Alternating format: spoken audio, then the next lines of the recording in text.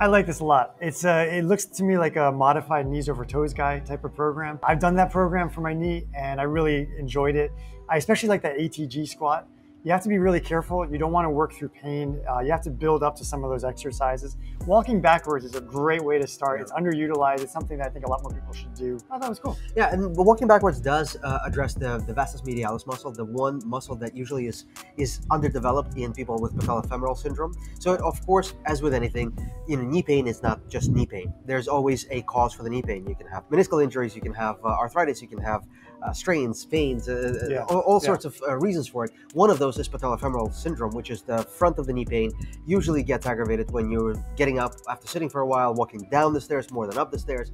And one of the main ways of getting rid of that pain or getting your mechanics back in order is to strengthen the vastus medialis muscle, the one then closer to the inside of your knee. And the best way to do it is to do terminal extensions. So walking backwards does address that to some extent, but it would be great if the whole program would add the terminal extension. What would you add in terms of an actual exercise? You can point your toes out and raise essentially the inside of the knee pointing up to the ceiling, and then raise your leg up, or just do extensions of the knee, just the last 20-15 degree extensions that targets that muscle.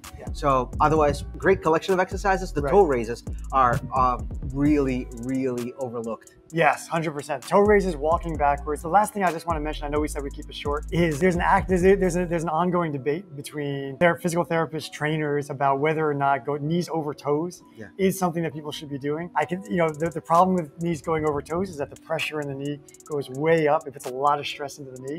The advantage, it turns out, seems to be that you strengthen the whole complex. You strengthen the tendon, the muscles really well, and you get a full range of motion, and it's very functional. So I think there are good points on both sides. I think everyone's an individual and you have to see what works for you. The one thing I would say about doing anything with knees over toes is listen to your body. Don't work through pain.